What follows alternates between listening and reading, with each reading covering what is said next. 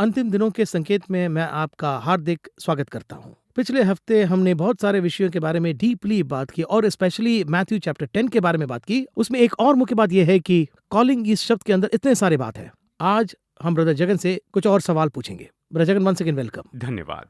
अब कॉलिंग इस शब्द में इतना विषय है, इतना इंटरेस्टिंग भी है ये कॉलिंग शब्द। All are called but few are selected. इस स्टेटमेंट को जरा समझाइए। कुछ लोगों को चुनने के लिए बहुत से लोगों को बुलाया है। ओ, तो नजरिया ऐसा है, बुलाया इसीलिए सेलेक्ट करने के लिए। बुलाया, बहुतों को बुलाया कि इनमें से मैं किसे चुन लूं। जी, उसने देखा बहुत से लोग पानी पी रहे हैं। कितने लोगों ने घुटने टेक कर पानी पिया तो कितने चपड़ चपड़ करके पिए। उस पर चुना। प्रोसेस ही ऐसा है। ये प्रक्रिया है। फिर उन्हें दौड़ने के लिए कहा। आमतौर पर कहते हैं घोड़ों को दौड़ाते और सबसे अच्छे को चुन लेते हैं। अच्छा, तो ऐसा आपने एग्जीबिशन में भी देखा होगा कि बहुत सी टीवी रखते हैं। ये इसलिए रखते हैं ताकि इन्हें देखकर कम से कम एक तो खरीद लेंगे। बाइबल स्ट्रेटेजी इस पूरे संसार में मार्केटिंग और इन सब में उपयोग की जाती है। तो ऐसा है। और देखिए, मैं पिछले हफ्ते ही आपको ये सब कुछ बताना चाहता था। प्रभु 12 चेलों को चुनते हैं और आपने एक बात कही थी, इन 12 लोगों को रखकर वो पूरे संसार तक पहुंचना चाहते थे। वो MLM है। मल्टी लेवल मार्केटिंग का बेस तो यहाँ पर है। यानी ये 12 लोगों को पकड़ेंगे और फिर वो अपने 12 को और फिर वो अपने 12 इस तरह से बढ़ेंगे और इस तरह पूरी दुनिया में पहुंच जाएंगे। यानी यहाँ ये MLM का बेस है। आज का जो कॉन्टेक्स्ट है उसे मैंने लास्ट टाइम एक सवाल से खत्म किया था। मतलब एक असाइनमेंट लेते हैं, एक सिलेक्शन ही ले लेते हैं। Okay, all are called but few are selected. Select कर लिया। अब जो लोग सेलेक्ट हुए उनका क्या होगा? चलिए इसके हम बारे में हम बात करते हैं। पॉजिटिव विषय के बारे में बात करेंगे। अब ऐसा हो सकते हैं, ऐसा हो सकता है, ये सब बात करते हैं। लेकिन यहाँ पर क्राइस्ट कुछ बातों को सीधा कहते हैं कि बस ऐसा ही रहेगा। ऐसे कुछ विषयों को मैथ्यू चैप्टर 10 में कहते हैं और मैथ्यू ब्यूरोक्राट है, वो भी कुछ विषयों को लिख रहे हैं। क्राइस्ट की जो कही हुई बातें हैं वो बहुत कुछ टफ ही है, एक अलग नजरिया से। अब इस नजरिया को आप कैसे देख रहे हैं? Why is Christ so blunt in certain things?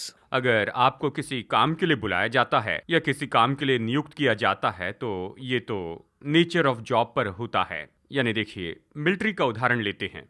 सेना में जवान को चुनते हाँ, हैं। जरूर कहीं बुलाया। 8 घंटे का काम है, सुबह 11 बजे चाय देंगे, 12 बजे कुछ और। यानी देखिए, यहाँ पर PF और ESI इस तरह की बात नहीं होती जी है। हाँ, देश की रक्षा करनी है, सुबह 5 बजे उठना है, इतने बजे सोना है, सुबह उठकर दौड़ना है, ये सब कुछ बताया जाता है। जंग हो जाए तो भी तैयार है युद्ध ना। हो तो तैयार होना है, यहाँ तक कि मरने के लिए भी। Correct. कहिए कि अगर आप नासा में जाते हैं, IT पढ़कर वहां पर जाते हैं, तो आपको भीतर जाने के बाद क्या बताया जाएगा? सुबह 5 बजे उठकर दौड़ लगाना है, ये सब कहेंगे? नहीं, 9:30 बजे ऑफिस में पक्का रहना है। करेक्ट, यानी नेचर ऑफ जॉब के आधार पर आपको वादे दिए जाते हैं। राइट।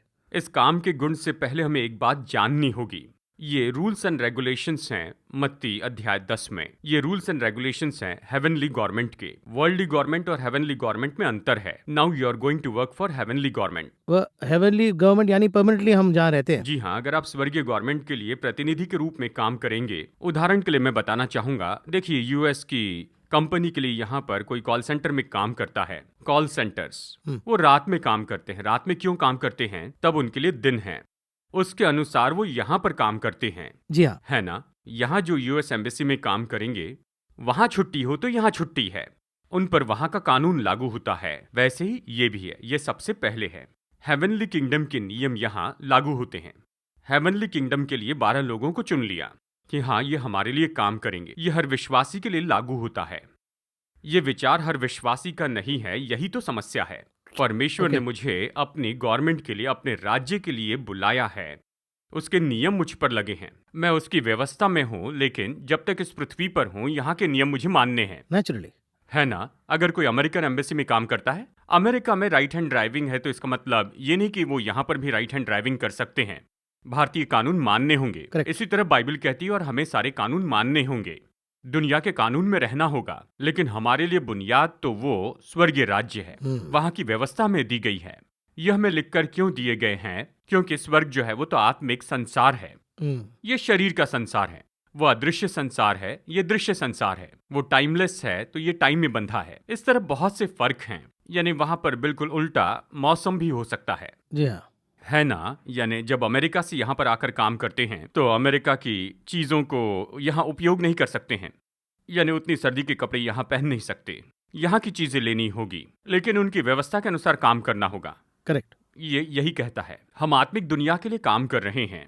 हम किसका सामना कर रहे हैं? देखिए, यहाँ आत्मा का सामना कर रहे हैं। ये आत्माएं कौन है? तो कोई इसे ईविल कहता है, सैटन कहता है, ईविल स्पिरिट कहता है। भूमि पर इस दुष्ट के विरुद्ध में काम करना है, इसलिए प्रभु ने प्रेरितों को चुनकर भेजा। यानी ये जो दुष्ट आत्माएं हैं, जिन लोगों को शारीरिक रूप में उकसाते चले जाते हैं, वही आपके विरुद्ध में आएंगे। तब हमें क्या क्या करना होगा? यानी बस ऐसे ही सेवकाई के लिए नहीं बुलाया है, लेकिन ये नेचर ऑफ जॉब है। साफ बता रहे हैं, यही नेचर ऑफ जॉब है। काम करने के बाद क्या मिलेगा ये नहीं सोचना है। जब हम यहाँ पर की व्यवस्था का पालन करते हैं तो इस दुनिया की चीजों की इच्छा नहीं रखनी है। कहा जाए तो डरने वाले इसमें नहीं आ सकते, नहीं आना चाहिए। अच्छा कह रहे कि बताओ, नहीं आना चाहिए। उसका सिलेक्शन इसी तरह है। अच्छा तो वही तो शॉर्ट लिस्टिंग होता है। यही शॉर्ट लिस्टिंग है। यानी प्रभु ने जिन जिन को चुना, चुनने का तरीका बिल्कुल ही अलग था। एक को मछली पकड़ते हुए चुन लिया, तो किसी को मछली के जाल धोते हुए। इसका मतलब ये है, सेवकाई की बुनियाद आत्माओं को जीतना है, सोल विनिंग। उसके बाद क्या करना है? उस काम को बहाल करना है, ठीक करना है। जो आत्मा उद्धार पाता है उसे बहाल करना है, तैयार करके, रुकावट दूर करके उसे खजाने में जमा करना है। ये सेवकाई है। इस तरह एक एक का चुनाव होता है। मत्ती का एक अलग चुनाव, फिलिपुस का अलग चुनाव, आंद्रेस को अलग तरह चुना। इस तरह एक एक का चुनाव करके ही इस तरह से उन्हें एक साथ लाकर हेवनली गवर्नमेंट के लिए काम करने लगाया। हेवनली गवर्नमेंट के लिए काम किया। उन्हें उस स्वर्गीय गवर्नमेंट के जैसे बनना होगा। उनके दो काम हैं, खुद को बदलना है, दूसरों को भी बदलना है।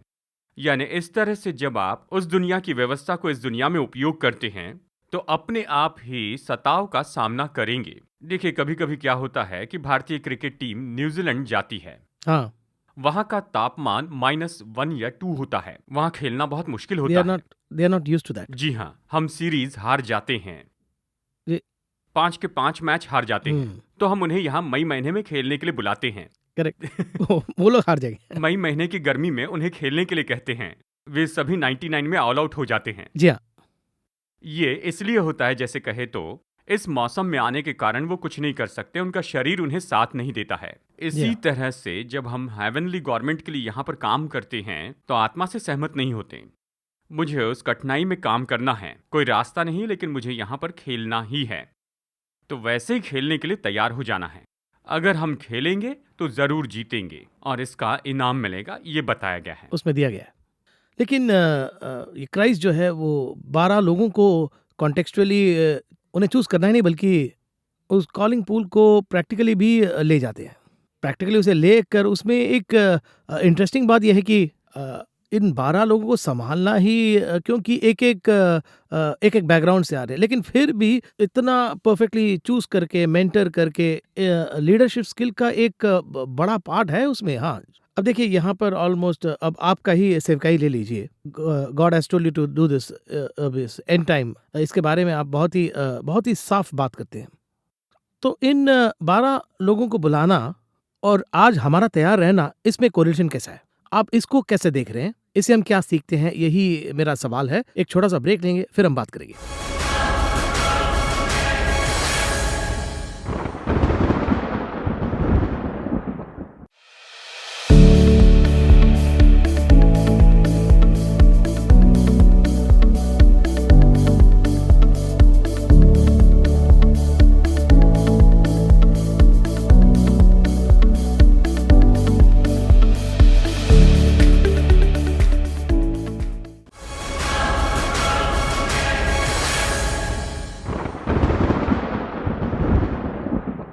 वेलकम बैक टू अंतिम दिनों के संकेत। मैंने जो सवाल पूछा वो बहुत ही इंटरेस्टिंग सवाल है। चलिए फिर से ब्रदर जगन से पूछते हैं।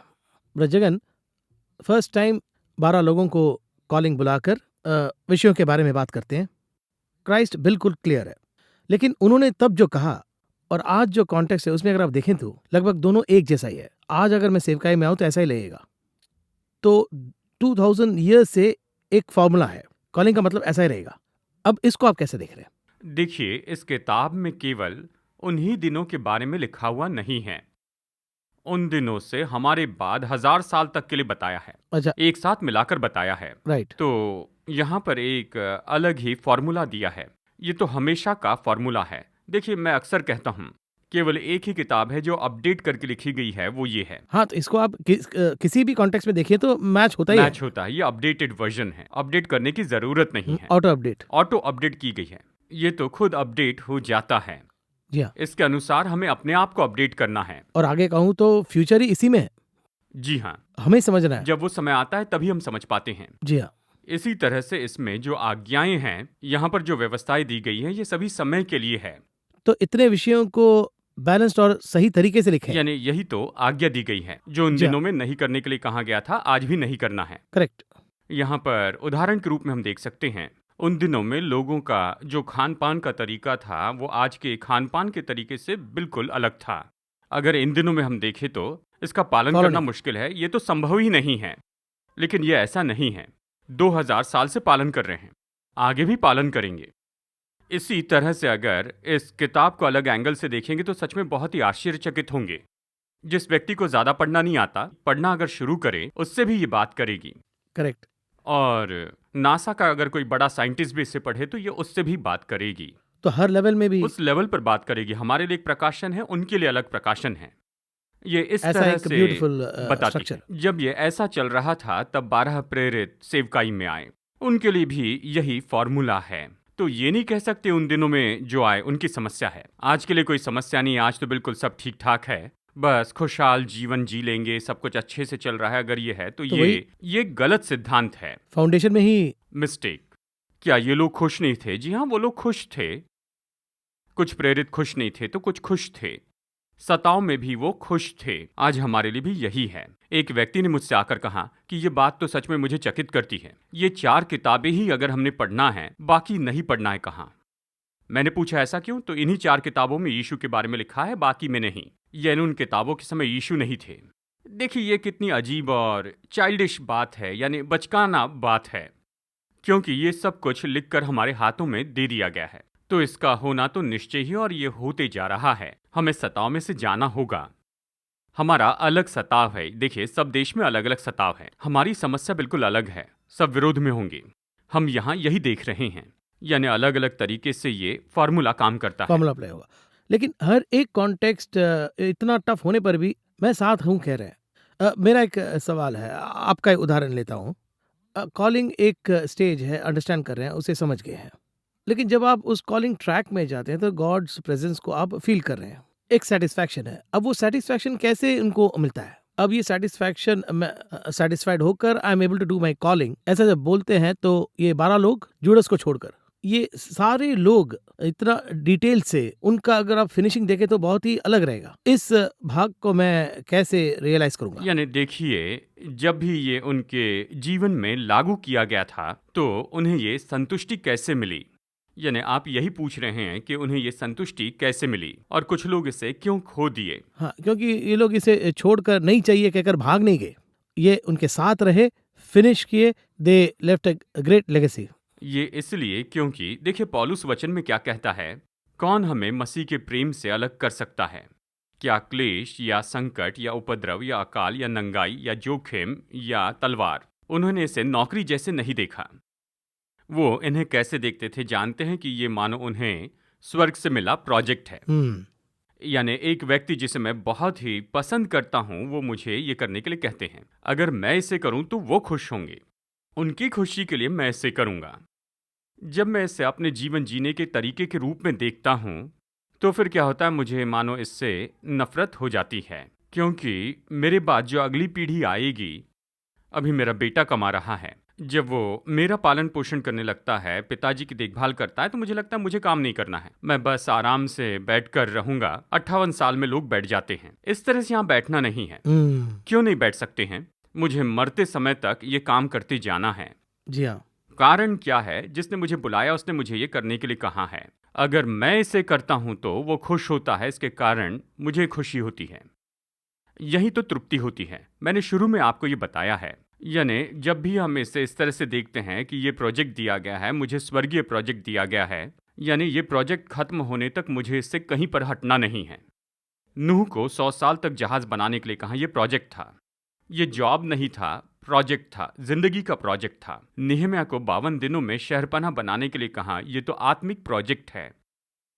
मूसा को परमेश्वर के लिए तंबू बनाने के लिए कहा, यह उस आत्मिक प्रोजेक्ट था। लेकिन सबके लिए एक पीरियड दे रहे हैं, एक समय, सबको एक समय दिया गया। 52 दिनों में इसे पूरा करना मुश्किल नहीं था। किसके लिए? मूसा के लिए समय लगा होगा, लेकिन शहरपनाह 52 दिनों में बन गई, जबकि वहां नूह के लिए इसके लिए 100 साल लग गए। वो भी एक पीरियड। वो एक समय है। वैसे ही मेरा भी एक चर्च है जिसे मैं बना रहा हूं। वो क्या है? मेरी देह है। मुझ पर विश्वास करके प्रभु ने मुझे चर्च दिया। ये चर्च बनाकर मुझे इसे परमेश्वर को सौंपना है। उसे बनाकर पूरा करना मेरा काम है। इसलिए मैंने कहा, एक का काम मछली पकड़ना, दूसरे का बहाल करना। इसे तैयार करके मुझे उसे सौंपना है। और इसलिए पौलुस इस तरह से कहता है, चाहे मेरे पास समय हो या ना हो, मैं इसे करूंगा। ऐसा इंटरेस्ट होना चाहिए। अभी आप टीवी चैनल चला रहे हैं। अगर आपको इसमें बहुत इंटरेस्ट है तो चाहे जितनी भी समस्याएं आए उसे बड़ी नहीं मानेंगे। हालांकि बड़ी समस्याएं आए, लेकिन उसके बारे में सोचेंगे नहीं, क्योंकि इससे प्यार है। मुझे पसंद है, यानी जो जिन जिन को दिया जाता है, जो जितनी चाहत से इसे करते हैं। मैं एक ऐसे भाई को जानता हूं, मुझे आश्चर्य होता है कि वो रात में केवल 3 घंटे सोते हैं। सुबह का ब्रेकफास्ट तैयार करते हैं, उनकी खुद की मेस है, वो ब्रेकफास्ट तैयार करते हैं। ब्रेकफास्ट तैयार होते हुए 7 बजते हैं। फिर दोपहर का लंच तैयार करते 3 बज जाते हैं। 3 बजने पर बाहर जाकर सारा सामान खरीदकर शाम को लौट आते हैं। शाम का स्नैक्स, रात का डिनर, सब कुछ रेडी करते हैं। दूसरे दिन की तैयारी करते हैं, तब तक 12 बज जाते हैं। फिर सुबह 3 बजे उठते। एक दिन मैंने पूछा, तुम इतनी मेहनत करके क्या कमा लेते हो? उन्होंने कहा, मैं कमाने के लिए इसे नहीं करता हूँ, मुझे इससे खुशी मिलती है। कल सुबह क्या अलग बनाऊंगा, कल कैसे बनाऊंगा, ये मुझे पसंद है, इसलिए मैं ये बनाता हूँ। इस कारण किसको फायदा होने वाला है? मेरे बच्चों के लिए इतना काम मेरे लिए जरूरी नहीं, जितना है वही मेरे लिए काफी है। लेकिन ये तो मेरी पैशन है, मैं उस जुनून की बात कर रहा हूँ। तो पैशन हो तो डिफिकल्टीज अलग तरह से दिखते हैं। तो वहां मुश्किलें नहीं लगेगी। पौलुस कहता है, खुशी से सब सह लो। मैं मसीह के लिए सब कुछ सहते चले जाता हूँ। ये मेरे लिए बड़ी बात नहीं। मेरे लिए संतुष्टि की बात यह है कि मैंने मसीह के लिए कुछ किया है। बहुत से लोगों से यही चला जाता है। करेक्ट। जाना नहीं चाहिए। एक छोटा सा एक सोच है इस कॉन्टेक्स्ट में। एक वचन के बारे में पूछना चाहता हूँ। अब यही मैथ्यू चैप्टर 10 वर्सेस 34 में। अब ये जो वचन है ये थोड़ा सा डीप है और क्राइस्ट खुद ही बात कर रहे हैं। वो मैं इंग्लिश में पढ़ रहा हूँ, हिंदी में कुछ अलग तरीके से दिया होगा। Do not think that I came to bring peace on earth, I did not come to bring peace but a sword. ऐसा लिखा है हिंदी में। कैसा लिखा है? ये न समझो कि मैं पृथ्वी पर मिलाप करने आया हूँ। यहाँ पर इस बात का अर्थ समझना होगा कि मैं मिलाप करने नहीं आया हूँ, पर तलवार चलाने आया हूँ। What is the context of the whole thing? इसका आत्मिक विचार क्या है? प्रेरित 2:40 ये कहता है कि अपने आप को इस टेढ़े लोगों से बचाए रखो। परमेश्वर ने अपने लिए एक अलग समूह बनाया है, हेवनली किंगडम के लिए अलग समूह बनाया। जब हम वो समूह बन जाते हैं, तब आप एक समूह से बाहर आते हैं। सही तरह से उद्धार पाए लोगों के अनुभव की एक बात आपको पता है, जानते हैं। जब आप परमेश्वर को स्वीकार करते हैं तो आपके दोस्त आपके शत्रु बनते हैं। इसका कारण क्या है? क्योंकि देखिए, आपकी उनके साथ में एक अलग आदत होती है। जब हम उसे छोड़कर आते हैं तो फिर वो लोग इसे नहीं मानते हैं। कहते हैं, तुम सन्यासी मत बनो, कल तक तो तुम हमारे जैसे ही थे। यानी हम उस समूह से अलग हो जाते हैं। मैं अच्छे और बुरे को जोड़ने के लिए नहीं आया हूँ, अच्छे और बुरे को अलग करने आया हूँ। जब वो अलग होंगे तो अपने आप क्या होगा? शांति चली जाएगी। अब ये अलगाव दोस्तों के बीच नहीं, घर में भी होगा। जब मैंने प्रभु को स्वीकार किया तो घर के लोगों ने नहीं किया, उन्होंने स्वीकार नहीं किया, और फिर मुझे चर्च में जाने के लिए मना किया। एक कॉन्फ्लिक्ट वहां पर ये होता ही है। जब ये समस्या होती है तो घर में अशांति होती है। एक अशांति होती है ना, यही कहा गया है। यहां कहने का मतलब है, मैं तलवार चलाने आया हूं। तलवार चलाकर मैं विभाजित करूंगा। अगर आप उत्पत्ति में पढ़ते हैं तो यहां पर एक बहुत ही अद्भुत बात है, जैसे आप कहते हैं डायमेंशन। वो क्या है? देखिए, परमेश्वर ने पशु बनाए, उसने वन पशु बनाए और घरेलू पशु भी बनाए। उत्पत्ति 1:24 में वाइल्ड एनिमल्स, डोमेस्टिक एनिमल्स, उन पशुओं को बनाया। जब नूह के जहाज में पशुओं को जाना था तो कैसे जाना था? उन्हें भी जाना चाहिए, इन्हें भी जाना चाहिए। और घरेलू पशु, ऐसे नहीं कहा। शुद्ध और अशुद्ध इस तरह से कहा, क्लीन एंड अनक्लीन। जब परमेश्वर ने बनाया तब सब शुद्ध थे। वाइल्ड भी क्लीन थे, डोमेस्टिक भी क्लीन थे, सब क्लीन थे। उसके बाद जब जहाज में जाना था तो क्लीन और अनक्लीन इस तरह से। ये जो अंतर है, जो शुद्ध और अशुद्ध को अलग करता है, यही अलगाव है। यानी इस संसार के मनुष्य को क्लीन और अनक्लीन अलग करता है। अभी क्लीन अनक्लीन मिक्स हो गए हैं और इन्हें अलग करने के लिए ही लाई गई है तलवार, यानी उसे काट कर अलग कर देंगे। मैं मिलाप करने नहीं, तलवार चलाने आया हूँ। अगर मैं यीशु को स्वीकार करके आपसे अलग होता हूँ तो स्वाभाविक रूप में हमारे एक बीच में जुदा अलगाव आने की होता हाँ, है। इसी के बारे में ये कहता है। हाँ, इससे आगे कहे तो भूमि से अलगाव करके ले जाएगा। यही यीशु चाहते हैं, यही वो बता रहे हैं। जैसे संसार शांति देता है वैसे मैं तुम्हें शांति नहीं देता, मैं अपनी शांति तुम्हें दिए जाता हूँ। ये इनर पीस है। हमें क्या चाहिए? इससे बढ़कर हमें और क्या चाहिए? जी हाँ। यीशु को स्वीकार करने के बाद आपके अंदर पाप क्षमा होने का जो आश्वासन मिलता है, उसकी खुशी होती है। इस खुशी को ढूंढ कर ही हर जगह पर जाते हैं कि आत्मा की खुशी कहाँ पर मिलेगी, वो तो केवल यीशु के पास है। वो उसे देता है, वो खुशी और शांति देता है। सांसारिक रूप में देखे तो ये अलगाव है। तो उसी जुदाई को वो इस साफ तरह कह रहे कहता है। हैं और आगे कह रहे हैं कि घर के अंदर ही प्रॉब्लम है। जी हाँ, माता और हाँ। पिता में जैसे मैंने हाँ, बताया बताया। है। अगर हम पिता को स्वीकार करते हैं तो यीशु की समस्या क्या थी? 30 साल की उम्र में पिता ने उसे अलग कर दिया। वो घर से अलग हो गए। घर के लोग आकर पूछते थे, बेटा कहाँ मेरा है? बेटा कहाँ है? तो यीशु ने कहा, तुम्हारा और मेरा संबंध नहीं है। अगर पिता की इच्छा पूरी करेंगे तो तुम मेरे माता पिता होंगे। तो फिर उस परिवार में क्या हुआ? डिवीजन हो गया। बड़ा अलगाव आया। तो इस संदर्भ में वो अलगाव कहते हैं माता पिता के बारे में। अगर उनसे मुझसे अधिक प्रेम करते हो, देखिए हमारे परमेश्वर कितने हक जताने वाले हैं। जी हाँ, आपके जीवन में आप जिस मार्ग पे आए, उसमें इस कॉन्टेस्ट को आपने एक्सपीरियंस किया है क्या फिजिकली? मैं इसे हर भाग में देखता हूँ। अच्छा, यानी कैसे? जब मैंने परमेश्वर को स्वीकार किया, मेरे घर वाले लोगों ने मुझे चर्च में जाने से मना किया। मुझे अनुमति इसलिए नहीं दी क्योंकि मैं बहुत टीवी देखता था। अरे इसने टीवी देखना क्यों छोड़ दिया? ओ, वो एक प्रॉब्लम है। घर में बड़ी समस्या। इसने टीवी देखना क्यों बंद किया? जरूर इन्हें कुछ हो गया है। जी, और फिर रविवार को ये बाइबल लेकर चले जाता है। तो तुरंत मेरे घर वालों ने दोस्तों को बुलाया, आने वाले रविवार को इसे सिनेमा देखने लेकर जाना, नई फिल्म आई है, इसे दिखा ओके। देना।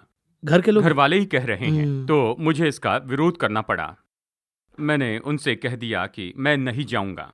मैंने उनसे कह दिया मैं नहीं जाऊंगा, आप एक बार मेरे साथ में आइए, उसके बाद मैं कुछ नहीं कहूंगा। तब उन्होंने प्रभु को स्वीकार किया और हम एक साथ चर्च जाने लगे। इस तरह का एक घुमाव, एक टर्निंग पॉइंट। इसके बाद सेवकाई में आया। सेवकाई के लिए अर्पण करने के बाद जब मैं विदेश में काम कर रहा था, परमेश्वर ने कहा भारत में जाकर सेवा करो। जब मैंने कहा भारत आ रहा हूं तो कोई सहमत नहीं हुआ। करेक्ट, कौन मानेंगे जी, सही है। घर वालों को और सभी लोगों को बस ये लग रहा था कि ये अभी सेवकाई में आ रहा है, ये सेवकाई में आने को कह रहा है। और फिर परमेश्वर की कृपा से बड़ी बात ये थी, जब मैं वापस आ रहा था तो मैंने सारे पैसे देकर सेटल किया, तो हाथ में एक पैसा नहीं रहा। ओहो। और फिर उसके बाद सब पूछने लगे कि तुम टिकट कब की कर रहे हो? टिकट के लिए पैसे नहीं, मैं सेवकाई के लिए आ रहा हूँ। उन्होंने बुलाया और आप बस आ और गए? फिर इस तरह से 1 महीना निकल गया। उनमें फिर डर आ गया, हाँ, कि भाई क्या हो गया इन्हें? इससे क्या हो गया। सब प्रार्थना करने लगे, उपवास प्रार्थना करने लग गए। धीरे धीरे इस तरह से कहने लगे कि यहाँ पर तो काम करने के लिए चले जाओ। ऐसे ही तो बैठे हैं जी ना? हाँ, तो इस तरह शुरू करते ही मुश्किलें शुरू हो गई। घर के अंदर ही? जी, पहले शांति से बताते थे, फिर चिल्लाकर बताते थे, उसके बाद फिर और जोर से चीखकर कहेंगे। बताते थे। इस तरह बढ़ता चला गया और इस जैसे तरह वॉल्यूम से इंक्रीज होता है। 11 महीने बीत गए। ओहो। 11वें महीने में सेवकाई का काम मिला। 11वें महीने तक उपवास प्रार्थना की। मुझे भी कभी कभी डर लगता था मैं कहाँ पर जाऊंगा, क्या होगा, क्योंकि परमेश्वर ने कहा है। शायद हमने कुछ गलती कर दी। बस गलती की बात वो मेरे मन में नहीं आई। आपके साथ नहीं हुआ? बस कुछ लोग ऐसे भी सोचते हैं ना। और इसलिए मैं कहता हूँ सेवकाई के लिए आना है तो 100% कॉन्फिडेंस हो। यही मेरी जिंदगी है। प्रभु ने बुलाया है, प्रभु ने वचन दिया है, मैं अपने जीवन में ये तय करने के लिए आता हूँ। एक स्टेप उठाने के बाद में टर्निंग नहीं है। No turning back. जब एक बार आपको परमेश्वर का वचन मिल जाता है, जबकि ओर से प्रतिज्ञा मिलती है, तो फिर धीरज होता है। जब जब समस्या आएगी तब तब वो वचन आकर आपको बताएगा। जब भी समस्या आती है तो परमेश्वर कहते हैं नहीं नहीं, मैं तुम्हारे साथ हूं, मैंने ये वचन तुम्हें दिया, इस पर बड़ी बात है। मैंने एक भविष्यवक्ता से जाकर पूछा। ओ, आप पूछ मैं रहे हैं? जाकर पूछता कुछ तो हल मिलेगा। समस्या बहुत ही बड़ी है। ओ, पीक हो गया, 11 मंथ्स के ऊपर हो 11 गया। महीने बीत गए हैं। भविष्यवक्ता से पूछा, उन्होंने कहा तुम्हें सेवकाई में आने के लिए किसने कहा? परमेश्वर ने तुम्हें जाकर पैसे कमाने और उसे भेजने के लिए बनाया है, तुम्हें सेवकाई में आने के लिए नहीं कहा। क्लियरली बता दिया उन्होंने साफ कह दिया। एक दिन मैं घर से बाहर निकला और बाहर मैं खड़े होकर प्रार्थना करने लगा, प्रभु क्या मैंने गलती की? वही तो मैं ये पूछ रहा हूं। पूछने लगा। हाँ। उस समय परमेश्वर ने ये कहा, उसने जो कहा वो सही है। मैं जो सेवकाई तुम्हें देने वाला हूं, इसे करने के लिए कोई नहीं। उसने मुझसे यही कहा, सेवकाई के लिए बहुत से लोग आते हैं, सेवकाई के लिए लोगों की जरूरत नहीं। बस पैसा चाहिए, तुम जाओ पैसा भेजो। और फिर कहा, मैं जो सेवकाई तुम्हें दूंगा उसे करने के लिए लोग नहीं चाहिए, उसे तुम करो। ये अगली समस्या थी। उसे पार करके आते हैं। इसके बाद सेवकाई में आने के बाद परमेश्वर ने एक रात मुझसे कहा, अब मैं तुम्हें बहुत बाहर लेकर जाने वाला हूँ। यानी ये बात घर में बताने के लिए कह दी। वही घर में बता दिया। रात को 10:30 बजे पत्नी को जगाकर कहा, परमेश्वर मुझे बहुत बाहर ले जाने वाले हैं, तुम्हें परिवार की देखभाल करनी होगी, मैं बाहर जाने वाला हूँ। और मैंने ये सब कुछ तुरंत अपनी पत्नी से कह दिया। अभी भी आप घर पर नहीं रहते हैं। और उसके बाद मैंने उसे समझाया, उसे बताया, देखिए हमारे 2 बच्चे हैं, दोनों बच्चों की देखभाल करनी है, यानी अपने अपने काम करना है, सेवकाई करनी है, घर की देखभाल करनी है। सामान्य परिवार में ऐसे होता है, एक ऑफिस में होता है, एक घर में होता है। यानी इस तरह से हर एक समय में इस तरह अलगाव होता है। क्योंकि देखिए बच्चे तो अचानक कहते हैं, स्कूल में माता पिता को बुलाया है, आप आइए, और मेरी महत्वपूर्ण मीटिंग होती है। करेक्ट। मैंने डेट भी दे दी है। तो बच्चों को ये समझना होगा, वरना बच्चे क्या सोचेंगे कि पिताजी हमारे साथ कभी नहीं आते, क्योंकि उतनी कम उम्र में उन्हें ये समझना मुश्किल होता है।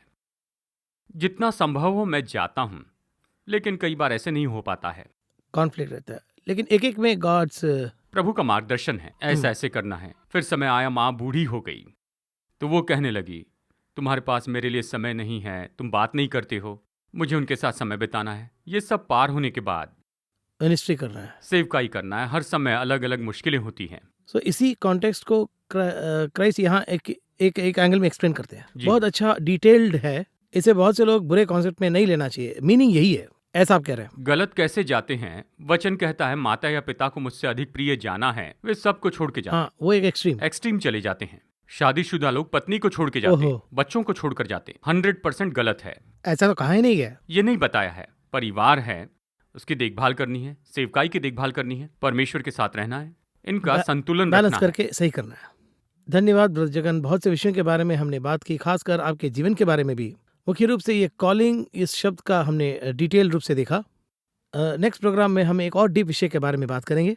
I once again, I deeply appreciate your time. Thank you and God bless you. God bless you.